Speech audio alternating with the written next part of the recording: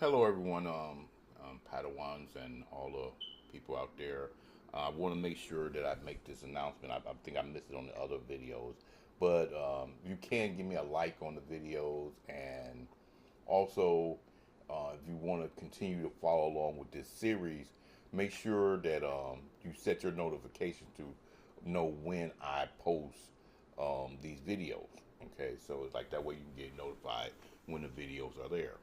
I want to talk about human growth and development. And human growth and development focuses on how individuals develop physically, cognitively, emotionally, and socially across the lifespan. Okay? And understanding development theory allows counselors to recognize normative developmental patterns, identify developmental disruptions, understand how life transitions affect mental health, and provide developmental appropriate interventions. This is why understanding human growth and development is so important for us to understand those things. So, in this lecture, what we hope to explore, rather briefly, is some of the major developmental theories, the lifespan stages of development, attachment theory, cognitive development, moral development, identity development, and the impact of trauma and environment on development. So, the first thing we need to do is define what we mean by human development. And human development basically refers to the lifelong process of change that occurs from conception through late adulthood. Okay, so development occurs across several domains. First one is the physical development, and it's the changes in the body, brain, and the motor skills. The cognitive development, and it's the changes in thinking, learning, and problem solving. And of course, social development, and that's the changes in relationships and social behavior. And finally, there's emotional development, changes in emotional awareness, regulation, and expression. Development is influenced by nature and nurture, and it's the biopsychosocial model is the biological factors, the environmental factors, the cultural context, and the social relationships. And it's very important that counselors must consider how these factors interact across the lifespan. Okay? So the first developmental model I want to discuss is the psychosexual model. Okay, psychosexual development model. And it's one of the earliest developmental theories, and it was proposed by Sigmund Freud, Dr. Sigmund Freud. And Freud believed that personality develops through the psychosexual stages during childhood. So these stages included um, these basic stages. Okay, first there's the oral stage, and that was usually between the ages of 0 to 1 years old. And this stage was the pleasure centers in the mouth, and that's where you see little children usually, the emphasis is putting things in their mouth. The anal stage is between 1 and 3, and that's when they first start trying to learn the concept of independence. So they focus on the bowel and bladder control. Okay. Uh, the phallic stage is between the age of 3 to 6 years old, and children become aware of gender differences. And then there's the latency stage between the age of 6 to 12, and that's when sexual impulses are suppressed while children focus on learning. And then finally, the genital stage, and that's the adolescence onward, where mature sexual interests develop. And Freud believed unresolved conflicts in these stages could influence adult personality. Okay, so a key concept that you must remember and must understand is the developmental theories describe tasks individuals must accomplish at various stages of life. And when these tasks are successfully achieved, the individual tend to develop healthy psychological functioning. And when these tasks are Not successfully resolved, individuals may experience developmental struggles that can contribute to mental health challenges later in life. So, in this lecture, I will try to just kind of briefly go over some major developmental models and discuss the goals of each stage and the positive psychological outcome when a stage is achieved, and the potential psychological deficiencies if the developmental task is not successfully resolved. Okay, and that leads us to the probably one of the biggest, most popular ones, and that's the psychosocial development model, also known as the 8 stages of man, and it's one of the most important lifespan development theories, and it was proposed by Dr. Erik Erikson. And Erik Erikson proposed 8 stages of psychosocial development, each involving a psychological conflict that must be resolved. Okay, so in the first stage, you have trust versus mistrust, and that's from the ages of birth to 1 year old. And the developmental task in this stage is infants must learn whether the world is safe and reliable. And this depends largely on consistent caregiving. And as a positive outcome that you will hope to, the child will be successful with is if the caregivers are responsive and nurturing. The child develops trust in others, emotional security, and a belief that needs will be met.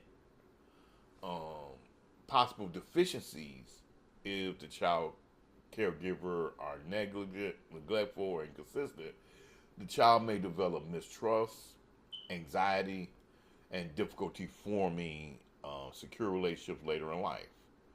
And counselors often see these issues reflected in attachment and relational difficulties in adulthood. Okay, autonomy versus shame and doubt, and that's usually between the ages of 1 and 3 years old. And in here, the developmental task is the child begin to develop independence and self-control. And this is often expressed through exploration and learning self-care tasks. The positive outcomes would be when the caregiver support autonomy, children develop confidence, self-control, and a sense of independence. Possible deficiencies if caregiver are overly critical or controlling. The child may develop shame, self-doubt, and low self-confidence. These individuals may struggle with decision making and independence later in life. Initiative versus guilt. The developmental task here is children begin initiating activities and exploring their environment. They develop imagination, curiosity, leadership develop skills and behaviors get here. Some of the positive outcomes is if the encourage the child develop initiative, creativity, and confidence in pursuing goals. Possible deficiencies include if the child are discouraged or punished for initiative, they may develop guilt, fear of trying new things, hesitation in leadership roles. Stage 4, industry versus inferiority, and this is between the ages of 6 to 12. The developmental task here is children develop competence through school performance and social interactions. So some of the positive outcomes in successful experiences lead to confidence in abilities, work ethic, sense of competence. A possible deficiency is repeated failure or negative feedback may produce inferiority, low self-esteem, academic anxiety, and these individuals may later doubt their ability to succeed. Stage 5 is identity versus role confusion. This usually is in adolescence from 13 up. The developmental task, excuse me, adolescents explore personal identity and a sense of self. This includes exploration of values, beliefs, career goals, cultural identity, right? The positive outcomes are when resolved successfully, individuals develop a stable identity, self understanding, and direction for the future. Some possible deficiencies include failure to resolve in this stage may result in identity confusion, uncertainty about life direction, susceptibility to peer pressure. Intimacy versus isolation. This is young adulthood. Um, Individuals seek to form close and meaningful relationships. Successful resolution in this stage lead to emotional intimacy, strong relationships, and capacity for commitment. Failure can lead to isolation, loneliness, and a fear of emotional vulnerability. Stage 7 is uh, generativity versus stagnation, and this is middle adulthood. And adults seek to contribute to the next generation through parenting, mentoring, and community engagement. When achieved, individuals experience purpose, productivity, um, contribute, contributing to society. Failure may result in stagnation, self absorption, and feelings of unfulfillment.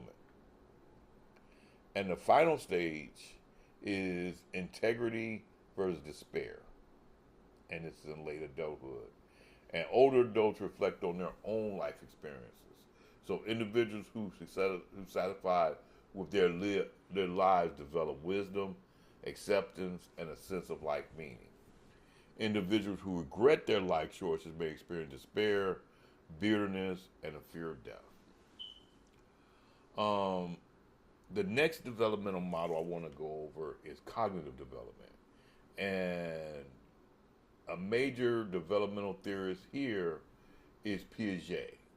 And Piaget focuses on how thinking and reasoning develop. First stage is the sensory motor stage, and it's usually between the ages 0 to 2. And in here, the developmental goal is the learning through sensory experiences and motor actions.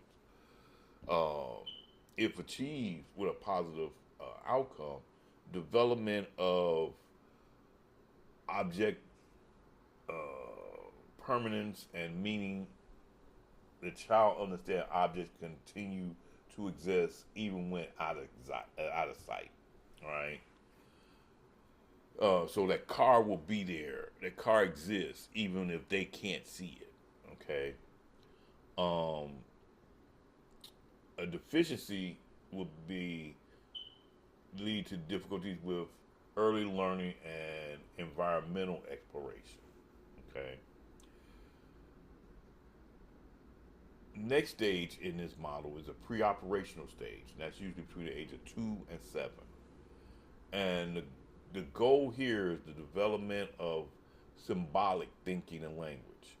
Children learn to use imagination, language, and symbolic play. A possible deficiency is children may remain highly egocentric and struggle to understand others' uh, perspective. So the egocentric part of them is the dominance, and they become the center, and they don't understand other people's experiences. Concrete operational stage is between the ages of 7 through 11, and the developmental goal here is the development of logical thinking about concrete events. So a positive outcome of this would be the children would develop reasoning skills such as conservation, classification, and problem solving. While possible deficiency would be they may lead to difficulties with academic learning and reasoning tasks. Um, the final stage in the Piaget model is formal operational stage. And the developmental goal here is the development of abstract reasoning and hypothetical thinking. And a positive outcome for this is individuals can think critically about ethics, philosophy, and future possibilities. While possible deficiency, individuals may struggle with complex reasoning or long term planning. When it comes to the next developmental model, I want to briefly, go over some of the key points of moral development, and that is Kohlberg.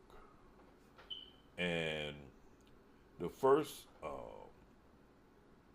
stage in this is pre-conventional morality, and the developmental goal is understanding right and wrong based on punishment and reward. So a positive outcome will be children learn behavioral consequences. A possible deficiency is more reasoning may result and remain self-centered. Conventional morality. One of the developmental goals here is focus, following social rules and maintaining social order. Positive outcome will be individuals develop respect for laws and social expectations. While possible deficiency, individual may conform blindly to authority without critical thinking.